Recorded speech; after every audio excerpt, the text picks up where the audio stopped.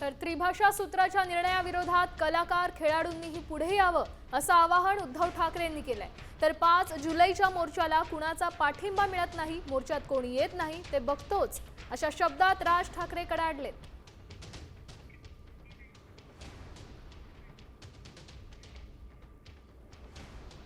चित्रपट सृष्टीतले विशेषतः मराठी, मग त्याच्यात मोठी मोठी नावं आहेत, त्यांनी सुद्धा उतरायला पाहिजे, खेळाडूंनी उतरायला पाहिजे, साहित्यिक तर आलेच, अगदी वकील असतील, सगळ्यांनीच जे जे मराठी भाषेचे पुत्र आहेत, सुपुत्र आहेत, मग ते मुलं मुली दोन्ही, आणि मराठी भाषा त्यांना त्यांच्या हृदयात आहे, त्यांची मातृभाषा आहे आणि मराठी भाषेवरती जे प्रेम करतात ते पक्षभेद विसरून अगदी भाजपमधले सुद्धा अस्सल मराठी माणसं, कारण भाजपमध्ये आता अस्सल लोक शोधणं हा सुद्धा एक संशोधनाचा विषय झालेला आहे।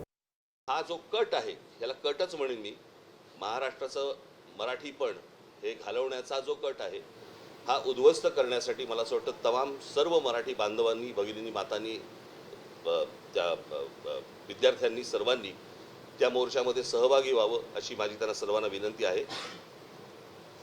इथे कोणताही झेंडा नसेल, फक्त मराठी हा एक अजेंडा असेल आणि अशा वेळेला मला हेही बघायचं आहे की कोण कोण त्या मोर्चामध्ये सामील होत आहेत, इतर राजकीय पक्षांच्या व्यतिरिक्त इतर कोण कोण सामील होत आहेत आणि कोण येणार नाहीत हेही मला बघायचं आहे।